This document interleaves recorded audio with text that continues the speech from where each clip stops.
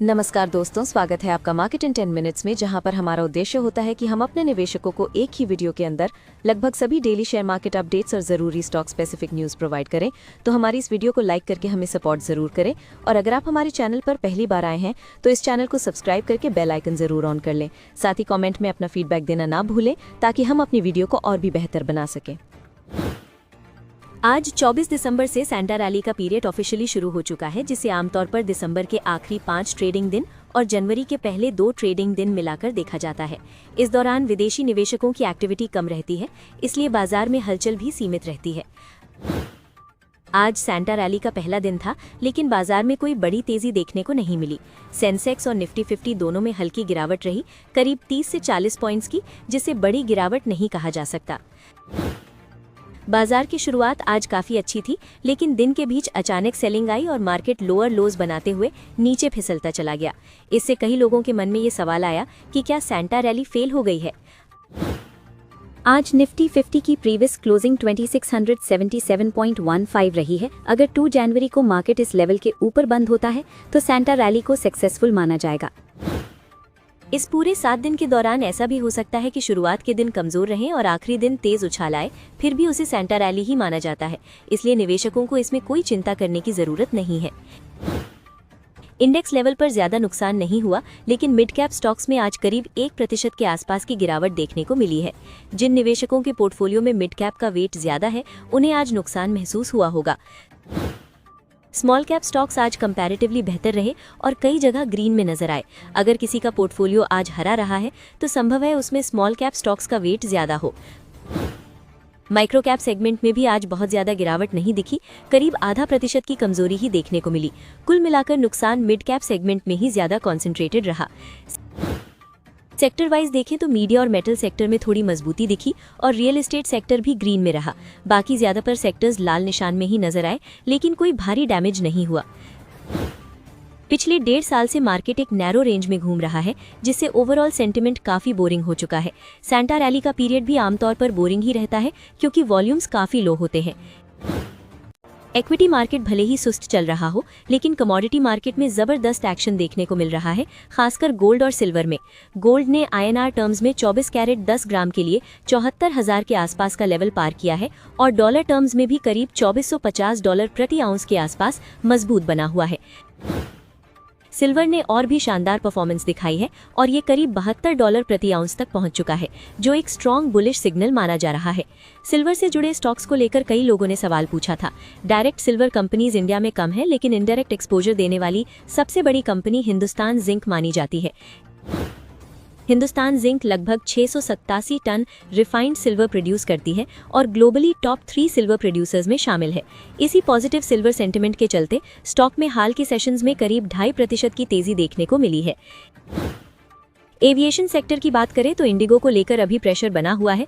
Flight cancellations जारी है और हाल ही में करीब 50 फ्लाइट्स कैंसिल हुई थीं। इंडिगो का स्टॉक आज करीब 2% गिरा, जिसका बड़ा कारण हैवी कंपटीशन है। गवर्नमेंट ने 2 नई एयरलाइंस को NOC दे दी है, जिससे कंपटीशन और बढ़ने वाला है। आने वाली नई एयरलाइंस में अलान एयर और फ्लाई एक्सप्रेस शामिल है। गवर्नमेंट एविएशन सेक्टर में मोनोपोली खत्म करना चाहती है, इसलिए नए प्लेयर्स को एंट्री देने में तेजी दिखा रही है।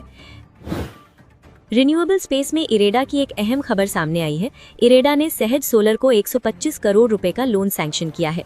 ये लोन PM कुसुम योजना के तहत दिया गया है, जिसका इस्तेमाल सोलर पंप्स और ऑफ ग्रिड सोलर प्रोजेक्ट्स में किया जाएगा।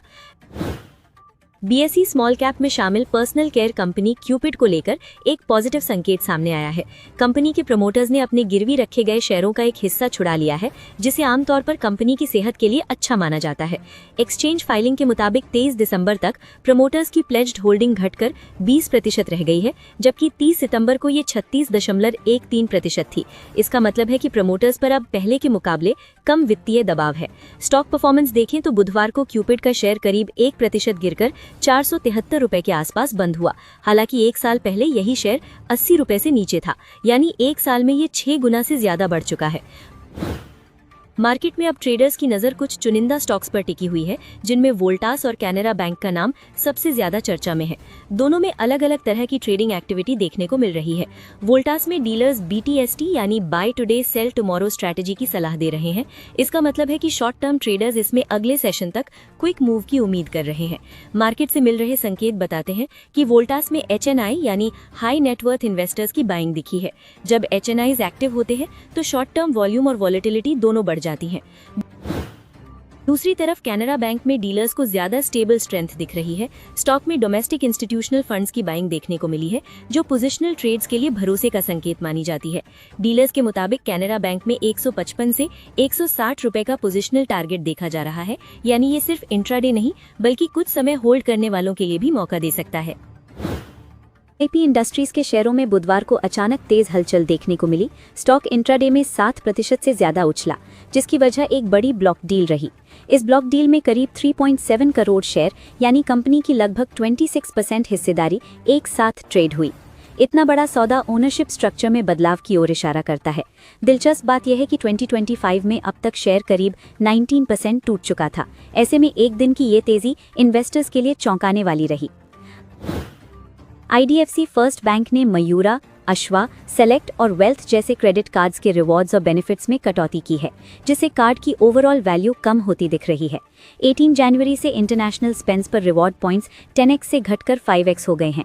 बैंक ने हाई स्पेंड कंडीशन जोड़ दी है, जहां 20,000 रुपीज या उससे ज्यादा खर्च करने पर ही 10x रिवॉर्ड्स मिलेंगे। साथ ही मिनिमम अमाउंट ड्यू समय पर न चुकाने पर पूरे बिलिंग साइकिल के रिवॉर्ड्स 0 हो जाएंगे। लाइफ टाइम फ्री कार्ड्स जैसे क्लासिक, सेलेक्ट और वेल्थ पर भी रिवॉर्ड्स करीब 25% घटा दिए गए हैं, क्योंकि अब 1 रिवॉर्ड पॉइंट के लिए 200 रुपीज खर्च करने होंगे। शेयर मार्केट की नज़र से देखें तो ये चेंजेस बैंक के कॉस्ट कंट्रोल के लिए पॉजिटिव हो सकते हैं। प्रेमिया एनर्जीज लिमिटेड ने ट्रांसकॉन इड लिमिटेड में अपनी हिस्सेदारी बढ़ाने की दिशा में पहला बड़ा कदम पूरा कर लिया है। कंपनी ने 250 करोड़ रुपीस में ट्रांसकॉन इड की 34.21% इक्विटी स्टेक एक्वायर कर ली है। इस ट्रांजैक्शन के तहत प्रेमिया एनर्जीज को प्रेफरेंशियल अलॉटमेंट के जरिए 52,009 इक्विटी शेयर्स मिले हैं, जिसके बाद कंपनी ट्रांसकॉन इड की कुल पेड अप इक्विटी का 1/3 से ज्यादा हिस्सा होल्ड करने लगी है। CESC लिमिटेड की सब्सिडरी पूर्वा ग्रीन पावर प्राइवेट लिमिटेड को रिन्यूएबल एनर्जी सेक्टर में एक बड़ा ऑर्डर मिला है। कंपनी को REMC लिमिटेड से लेटर ऑफ अवार्ड मिला है, जिसे उसने ऑफिशियली एक्सेप्ट कर लिया है। इसके तहत 180 मेगावाट की round the clock renewable power supply की जाएगी। इसमें एनर्जी स्टोरेज सिस्टम शामिल हो सकता है, जिससे सप्लाई लगातार बनी रहे। इस कॉन्ट्रैक्ट की ड्यूरेशन कमिश्निंग की तारीख से पूरे 25 साल की होगी। वेडिंग सीजन के दौरान ज्वेलरी डिमांड स्थिर बनी हुई है और एवरेज ट्रांजैक्शन वैल्यू भी बढ़ी है। सी कृष्णया चेटी ग्रुप ऑफ ज्वेलर्स के मुताबिक इस वेडिंग सीजन में कुल स्पेंडिंग करीब 6.5 लाख करोड़ रुपीस तक पहुंच सकती है। ज्वेलरी सेगमेंट में डायमंड प्रोडक्ट्स की डिमांड सबसे तेजी से बढ़ रही है। खासकर प्रीमियम और हाई ग्रेड डिजाइन्स की तरफ बायर्स का झुकाव ज्यादा देखने को मिल रहा है। लार्सन एंड टूब्रो ने मुंबई मेट्रो प्रोजेक्ट से जुड़ा एक और बड़ा ऑर्डर जीत लिया है, जिसकी वैल्यू 1000 करोड़ रुपीस से 2500 करोड़ रुपीस के बीच है। ये order Mumbai metropolitan region development authority से मिला है।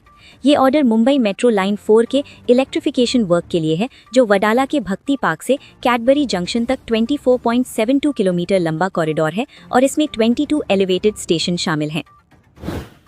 येस बैंक में जापान की दिग्गज बैंक SMBC की एंट्री से बाजार को बड़ी उम्मीदें थीं, लेकिन स्टॉक में वैसी तेजी नहीं दिखी। SMBC ने येस बैंक में 20% स्टेक खरीदी है और इस डील को RBI की मंजूरी भी मिल चुकी है। एक्सपर्ट्स के मुताबिक शेयर में तेजी न आने की सबसे बड़ी वजह प्रॉफिटेबिलिटी में धीमा सुधार है। जब तक अर्निंग्स और रिटर्न रेशियोज मजबूत नहीं होंगे, री रेटिंग मुश्किल है। एक्सपर्ट्स का मानना है कि लॉन्ग टर्म रिस्क टेकर्स के लिए येस बैंक में अपॉर्चुनिटी हो सकती है, लेकिन शॉर्ट टर्म में स्टॉक 20 से 25 की रेंज में कंसोलिडेट कर सकता है। अगर शेयर 23.5 के ऊपर सस्टेन करता है तो 26 से 28 का लेवल दिख सकता है। कास्ट्रोल इंडिया के शेयरों में भी जबरदस्त उछाल देखने को मिला, जब BP यानी ब्रिटिश पेट्रोलियम ने कास्ट्रोल में 65% हिस्सेदारी बेचने की घोषणा की। डील पूरा होने के बाद स्टोन पीक और BP के बीच जॉइंट वेंचर बनेगा, जिसमें BP के पास 35% स्टेक रहेगी। ये deal infrastructure investment firm stone peak के साथ हुई है और इसमें कास्ट्रोल का एंटरप्राइज वैल्यू करीब $10 बिलियन आंका गया है। BP को इस सेल से करीब $6 बिलियन की नेट प्रोसीड्स मिलने की उम्मीद। आनंदिता मेडिकेयर के शेयरों ने भी इन्वेस्टर्स को चौंकाया है। 24 दिसंबर 2025 को स्टॉक 5% अपर सर्किट में लॉक हो गया। पिछले 3 महीनों में स्टॉक ने करीब 130% का रिटर्न दिया है और मार्केट कैप करीब 1,500 करोड़ रुपए तक पहुंच चुकी है। आनंदिता मेडिकेयर मेल और फीमेल कॉन्डम्स की मैन्युफैक्चरिंग करती है और इसका फ्लैगशिप ब्रांड कोबरा है। शेयर होल्डिंग पैटर्न में प्रमोटर्स की 61.79% स्ट्रॉन्ग होल्डिंग बनी हुई है। इंडसइंड बैंक के मामले में बाजार के लिए सबसे बड़ी खबर ये है कि SFIO ने बैंक की अकाउंटिंग से जुड़े मुद्दों की औपचारिक जांच शुरू कर दी है। ये जांच डेरिवेटिव ट्रांजैक्शंस की अकाउंटिंग, अदर एसेट्स और अदर लायबिलिटीज में अनएक्सप्लेन्ड बैलेंसेस और माइक्रो फाइनेंस इनकम से जुड़े सवालों पर केंद्रित है, जिससे शॉर्ट टर्म में स्टॉक पर सेंटिमेंट दबाव में रह सकता है। बैंक ने साफ किया है कि उसने SFIO को पहले ही जरूरी जानकारियां दे दी थीं और अब एजेंसी के साथ पूरा सहयोग कर रहा है। फिलहाल किसी संभावित फाइनेंशियल इम्पैक्ट का खुलासा नहीं किया गया है, लेकिन जांच पूरी होने तक अनसर्टेनिटी बनी रहना इन्वेस्टर्स के लिए एक रिस्क फैक्टर है। NTPC ग्रीन एनर्जी लिमिटेड के लिए ये एक पॉजिटिव डेवलपमेंट है, क्योंकि गुजरात के खावड़ा 1 सोलर प्रोजेक्ट की 69.04 मेगावाट कैपेसिटी कमर्शियल ऑपरेशन में आ गई है। इसके साथ NTPC ग्रीन एनर्जी ग्रुप की टोटल कमर्शियल रिन्यूएबल कैपेसिटी बढ़कर करीब 8,000 मेगावाट के स्तर पर पहुंच गई है, जो लॉन्ग टर्म ग्रोथ स्टोरी को मजबूत करती है। खावड़ा प्रोजेक्ट गुजरात के कच्छ जिले में है, जो हाई सोलर पोटेंशियल और मजबूत इंफ्रास्ट्रक्चर के लिए जाना जाता है। सुप्रीम इंडस्ट्रीज को BPCL से करीब 54 करोड़ रुपए का रिपीट ऑर्डर मिला है, जिसमें लगभग 2 लाख कॉम्पोजिट LPG सिलेंडर्स की सप्लाई की जाएगी। ये ऑर्डर 6 महीने के लिए है और जरूरत पड़ने पर इसे आगे बढ़ाया भी जा सकता है, जिससे नियर टर्म रेवेन्यू विजिबिलिटी मिलती है।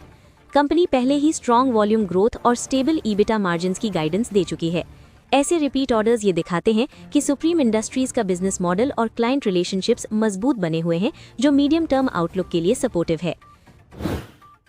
सरकार एक नया सिक्योरिटीज लॉ लाने की तैयारी में है, जिसे सेबी बनने के बाद का सबसे बड़ा रेगुलेटरी बदलाव माना जा रहा है। इस कानून का मकसद शेयर, कमोडिटी और डेरिवेटिव मार्केट्स में निगरानी बढ़ाना और मैनिपुलेशन जैसे मामलों पर सख्ती करना है।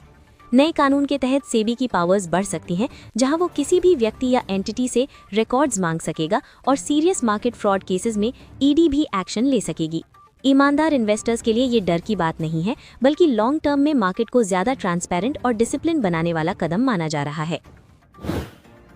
Knowledge marine and engineering works पर नुवामा इंस्टीट्यूशनल इक्विटीज ने बाय रेटिंग दी है और 2,500 रुपए का टारगेट बताया है।